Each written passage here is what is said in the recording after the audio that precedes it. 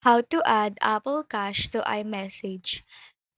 In this video, I'm going to show you how to add Apple Cash to iMessage. So first, open Settings on your iPhone. Scroll down and tap on Wallet and Apple Pay. Once here, make sure that your Apple Cash is turned on.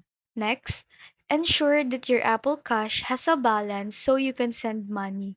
So to check your balance, you can simply check it on your wallet app or by simply tapping up the Apple Cash. So if you need assistance how to add funds to your Apple Cash, I have a quick tutorial link in the description below. Now, open the Messages app and start a new conversation or tap an existing one.